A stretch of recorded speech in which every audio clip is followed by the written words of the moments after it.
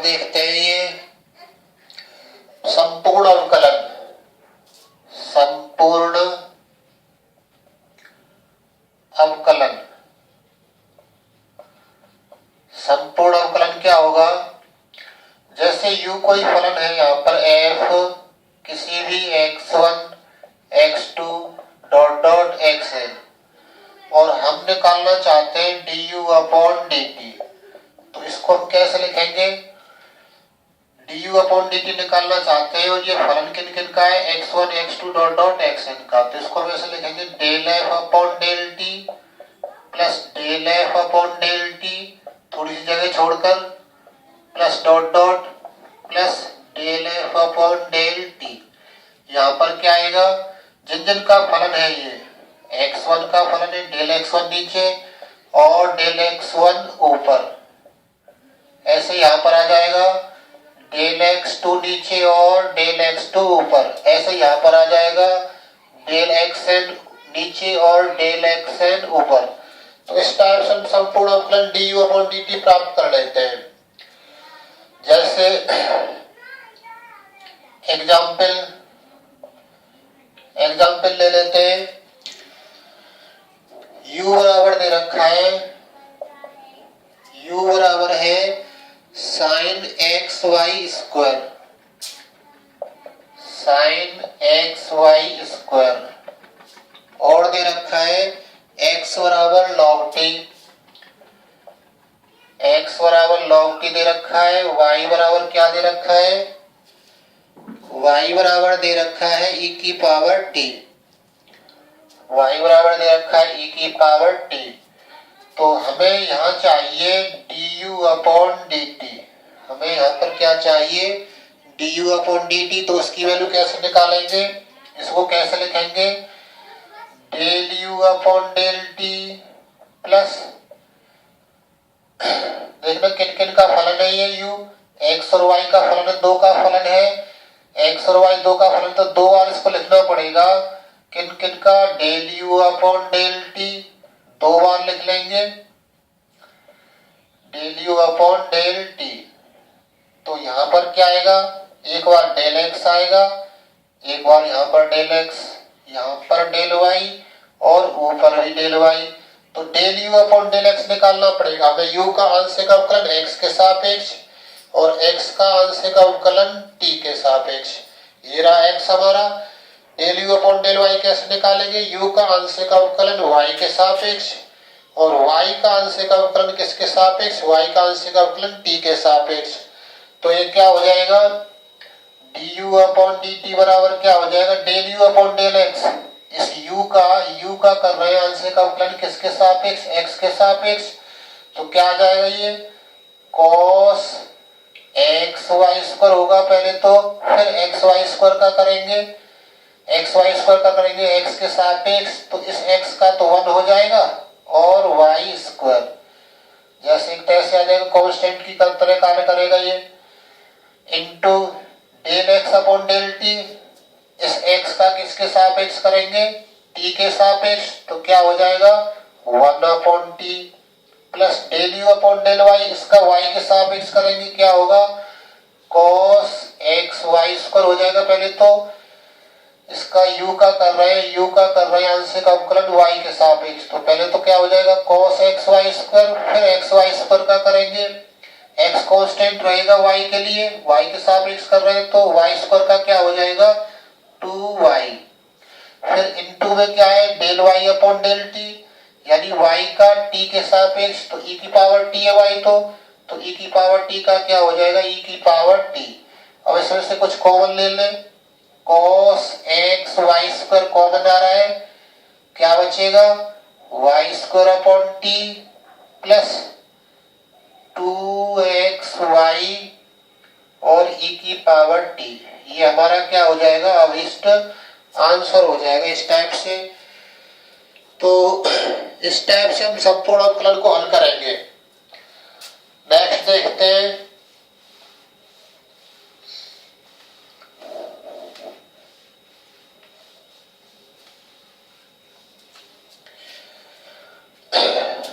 एक फॉर्मूला है हमारे पास में, नोट करके लिख लेते हैं उसे।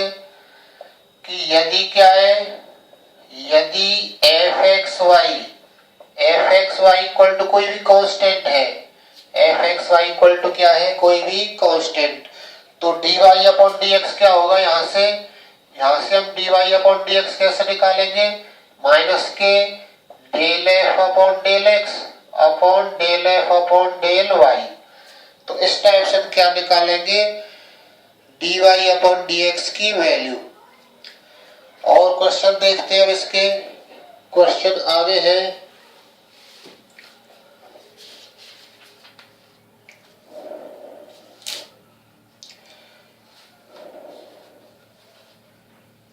एग्जाम्पल देख लेते हैं। एग्जाम्पल 4 है, बहुत बार आया है ये। एग्जाम्पल 4 क्या है,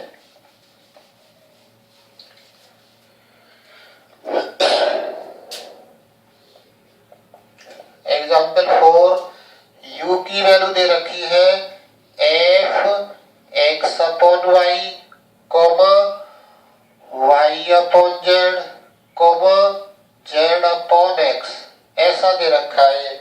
हमें सिद्ध क्या करना है, टू प्रूव क्या करना है, सिद्ध करना है x del u upon del x plus y del u upon del y plus z del u upon del z. ठीक है, ये लाना है हमको बराबर किसके, जीरो के, बराबर जीरो सिद्ध करना है ये। तो किस टाइप से सिद्ध करेंगे इसको देखते। u हमारा दे रखा है f x upon y y upon z z upon x. हमें u का LHS में del u upon del x की आवश्यकता है, del u upon del y की और del u upon del z की। तो del u upon del x कैसे निकालेंगे, ये तो फलन इनका है, तो इनको हम कुछ मान लेते हैं।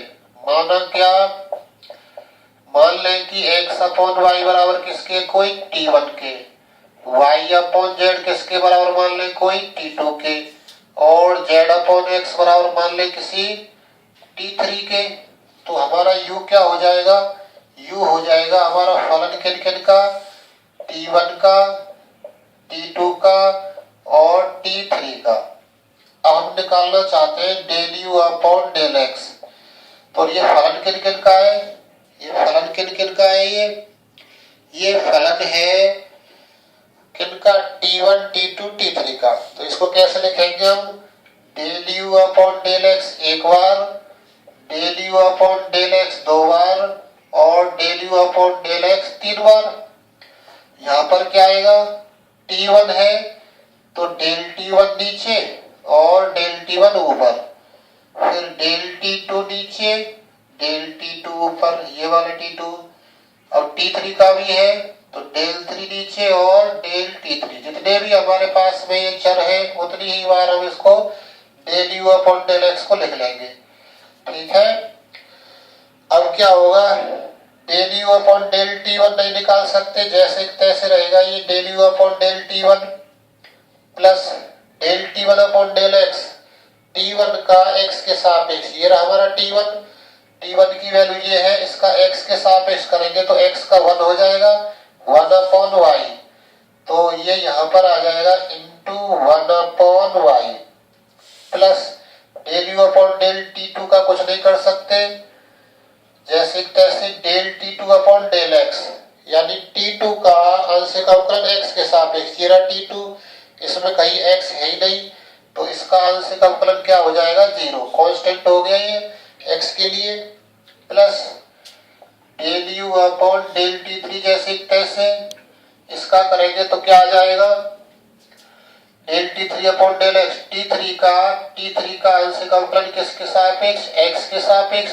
x नीचे आ रहा है इसमें, तो क्या हो जाएगा ये माइनस के z अपॉन एक्स स्क्वायर, इतना प्राप्त हो जाएगा। इसको थोड़ा छोटे रूप में लिख लेते हैं, तो ये तो जीरो हो गया, ये बराबर क्या आ जाएगा, इसकी वैल्यू आ जाएगी 1 अपॉन वाई और del u upon del t1 है 1 upon y del u upon del t1, और इसकी वैल्यू क्या आ जाएगी, माइनस चिन्ह आगे लिख ले, माइनस के z अपॉन एक्स स्क्वायर और del u upon del t3।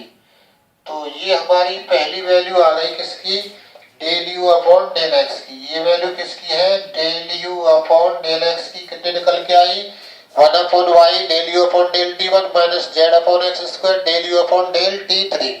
इतना प्राप्त हो गया। इसको हम सरल करेंगे तो क्या प्राप्त होगा, del u upon del x तो निकाल चुके हैं। अब हमें आवश्यकता है del u upon del y की और del u upon del z की। फिर हम इसी से निकालेंगे।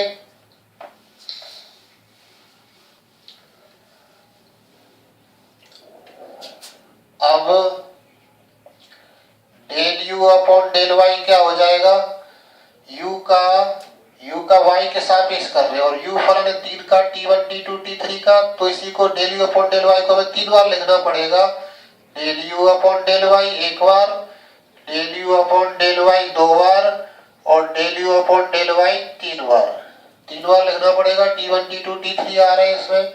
अब जिनका ये चर है, जिनका फलन है वो आ जाएगी ऊपर नीचे, डेल t1 ऊपर डेल t1 नीचे, डेल t1 ऊपर नीचे आ जाएगा। यहाँ पर क्या आ जाएगा, डेल t2 आ जाएगा ऊपर नीचे। यहाँ पर क्या आ जाएगा, डेल t3 आ जाएगा ऊपर नीचे। तो इस प्रकार से हम क्या निकाल लेंगे, del u upon del y. तो del u upon del y क्या आ जाएगा, del u upon del y की वैल्यू क्या हो जाएगी, del u upon del t1 का कुछ नहीं किया जा सकता, जैसे तैसे रहेगा। Del t1 upon del Y, t1 का y के सापेक्ष करेंगे तो क्या आ जाएगा, माइनस के x upon y square. t1 का ये हमारा t1 एक y के सापेक्ष कर रहे हैं, y नीचे आ रहा है तो माइनस के 1 अपॉन वाई स्क्वायर हो जाएगा। x है ऊपर, x अपॉन वाई स्क्वायर हो जाएगा ये, plus del u upon del t2 जैसे तैसे, del t2 upon del y, t2 का y के सापेक्ष, ये रहा t2, इस y के सापेक्ष करना, ये रहा y इसमें ऊपर, तो इसका y का 1 हो जाएगा अपॉन z। फिर इसका करेंगे del u upon del t3 जैसे तैसे, इनटू में क्या आ जाएगा t3 का किसके सापेक्ष, t3 का y के सापेक्ष। t3 में y है ही नहीं कहीं पर, तो क्या आएगा, ये 0 हो जाएगा इसका अवकलन। इसको थोड़ा सरल करके लिखेंगे तो क्या आ जाएगा, ये 1 अपॉन जेड प्लस 1 आगे लिख लेते हैं, 1 upon z del u upon del t2 और माइनस कितना, x upon y square, x upon y square और क्या रह जाएगा, del u upon del t1, ऐसा रह जाएगा।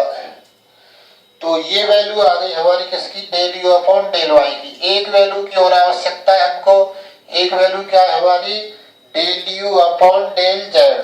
Del u upon del z निकालेंगे तो इसकी तो हमें आवश्यकता पड़ेगी, इसे नहीं मिटा रहे, इसको मिटा देते हैं यहाँ से।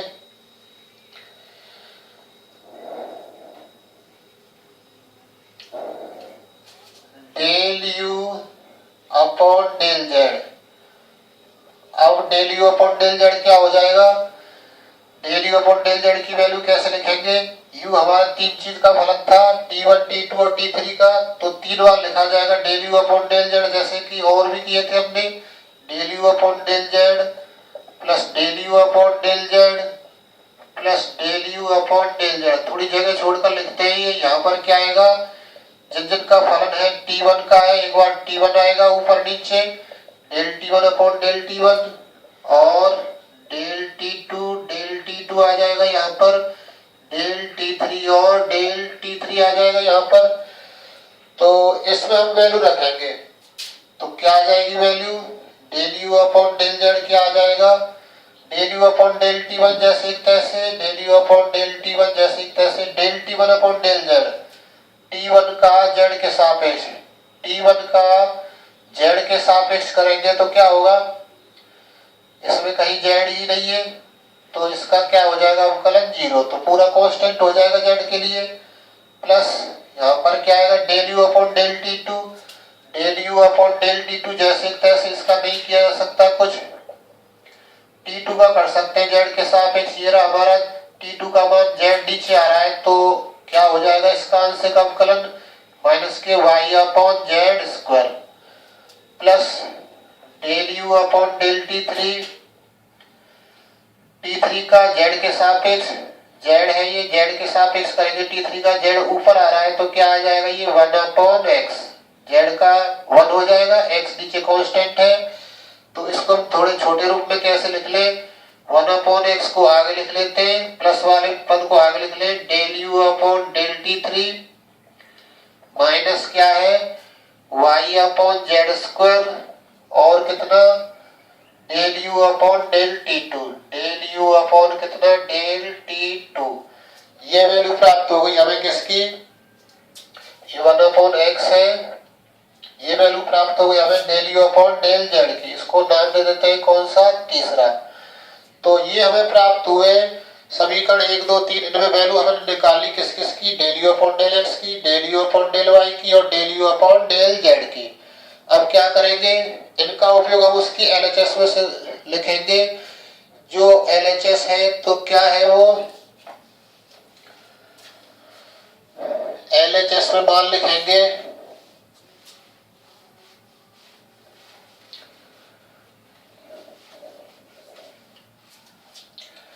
तीनों समीकरणों को छोड़ रखा है, इनकी आवश्यकता पड़ेगी। अब ले रहे हम LHS, left hand side, left hand side क्या है x del u upon del x plus y del u upon del y plus z del u upon del z, ये है हमारी। तो x del u upon del x क्या होगा, x del u upon del x, del u upon del x हमारा ये आया है, इसमें x का और गुणा करवा रहे हैं तो x का गुणा यहाँ करवाएंगे तो x अपॉन y, x का गुणा यहाँ करवाएंगे तो एक x कट जाएगा नीचे, एक x बचेगा, x स्क्वायर है नीचे, तो ये वैल्यू निकल कर आएगी x से गुणा करने पर x del u upon del x पूरे की वैल्यू क्या हो जाएगी x अपॉन y और del u upon del T1 minus यहाँ पर गुणा करवा रहे हैं x का तो एक x नीचे से कट जाएगा माइनस के z अपॉन x और del u upon del T3 ऐसा रह जाएगा, प्लस y का गुणा करवा रहे हैं किसमें del u upon del y, del u upon del y की वैल्यू हमारी ये है दूसरे नंबर की, तो इसमें y का गुणा करवाएंगे तो यहाँ y अपॉन जेड, यहाँ y कट जाएगा, जब y का गुणा ऊपर करवाएंगे तो एक y रह जाएगा नीचे, तो ये रह जाएगा y अपॉन जेड और del u upon del T2 और माइनस x अपॉन y और del u upon del T1, इसकी वैल्यू निकल कर ये आएगी y del u upon del y की वैल्यू रख दी यहाँ पर। अब हमें चाहिए z del u upon del z, यानी तीसरी समीकरण से मिलेगा ये, z का गुणा इसमें करवाएंगे, z का गुणा इसमें करवाएंगे, यहाँ एक z कट जाएगा, z यहाँ z बटे x आ जाएगा, तो क्या होगा ये, तो ये बराबर रह जाएगा z अपॉन x और del u upon del T3 minus क्या y अपॉन z, इसमें z का गुणा करवाएंगे एक z कट जाएगा नीचे से और del u upon del T2 इतना रह जाएगा ये। अब देखते हैं इसमें एक जैसे पद कहाँ कहाँ पर है, ये पद इससे कैंसिल हो रहा है, z अपॉन x वाला ये कैंसिल हो रहा है आपस में, y अपॉन z वाले कैंसिल हो रहे हैं, तो बराबर क्या रह जाएगा 0, और यही हमें सिद्ध करना था, यही हमारी क्या है RHS, इतना ही हमको लेके आना है। नेक्स्ट देखो ऐसा ही एग्जाम्पल 5 है, इसका एग्जाम्पल 5 की ओर बढ़ते हैं।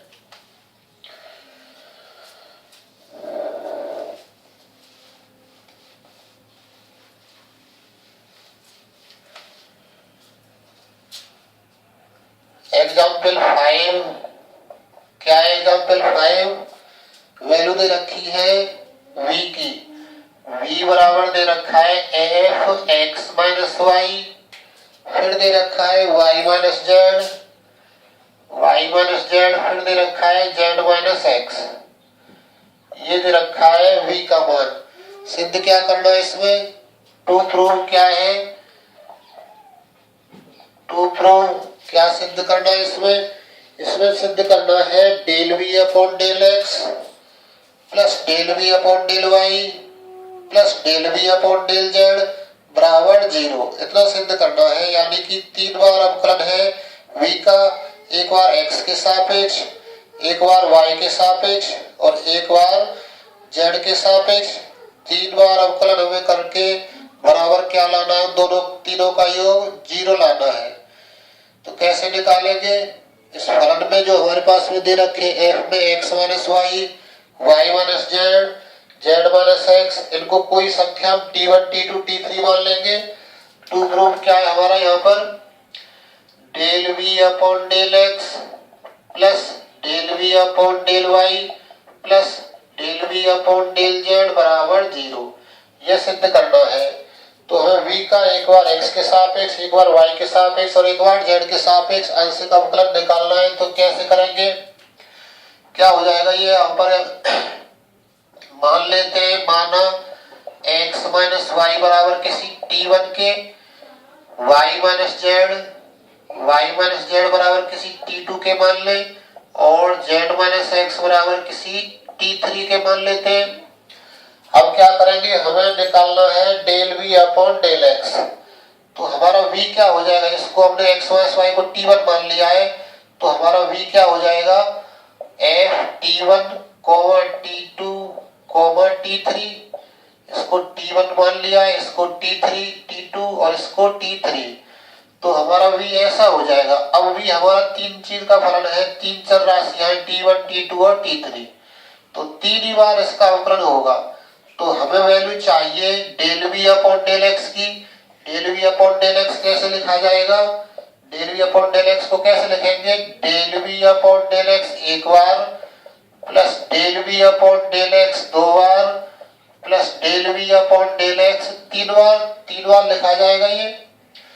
तो del v upon del x हमने तीन बार लिख लिया, t1 t2 t3 की वजह से, तो जिनकी वजह से लिखा है वही ऊपर नीचे आ जाएंगे। डेल t1 नीचे, डेल t1 ऊपर, डेल t2 नीचे, डेल t2 ऊपर, डेल t3 नीचे, डेल t3 ऊपर, ऐसा प्राप्त हो जाएगा ये del v upon del x। Del v upon del x मिल गया। अब हमें इसमें आवश्यकता पड़ेगी del t1 upon del x की, del t2 upon del x की, del t3 upon del x की।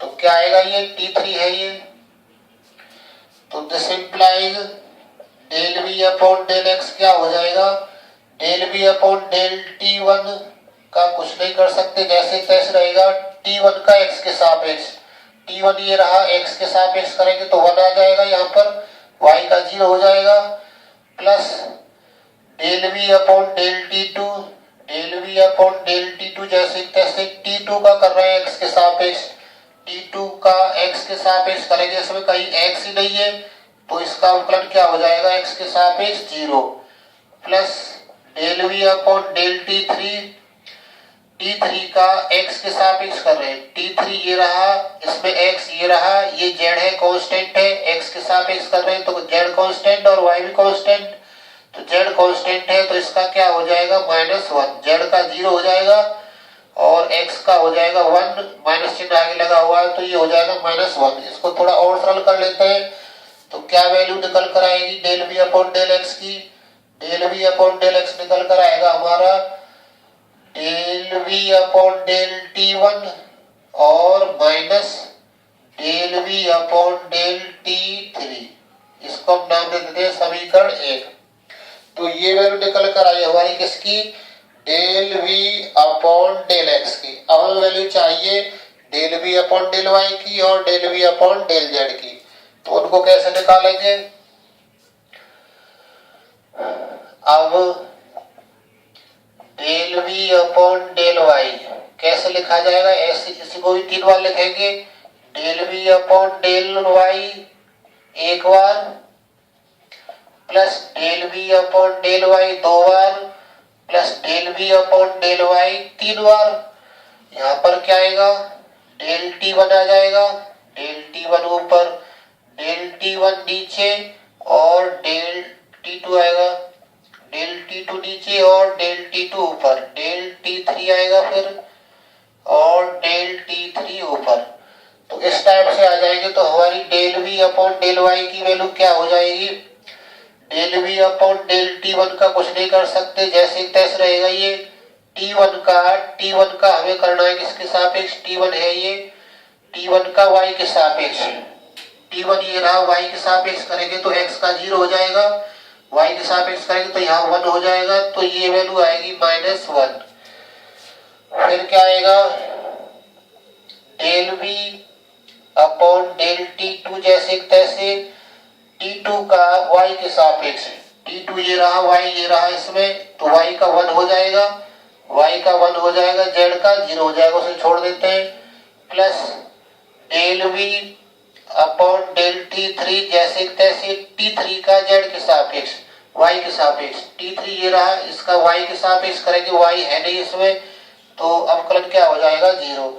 तो हमारी del v upon del y की वैल्यू क्या निकल कर आएगी, प्लस वाला पहले लिख लेते हैं, del v upon del T2, del v upon del T2 आगे लिख लिया, इसको पीछे लिख लेते हैं, minus del v upon del T1, ये रह जाएगा। ये हमारा समीकरण कौन सा आ गया, दूसरा।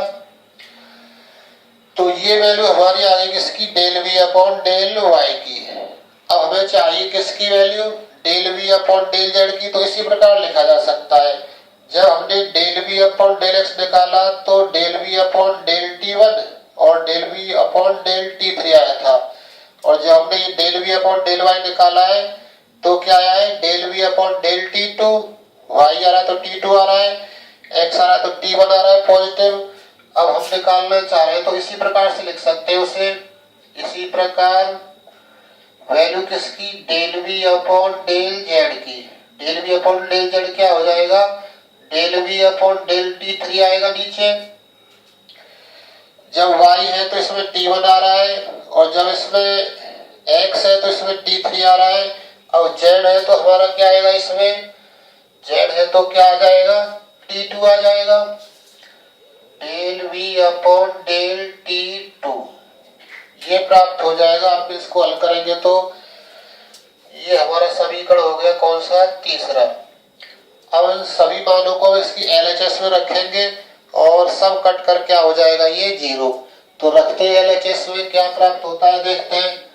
LHS क्या है,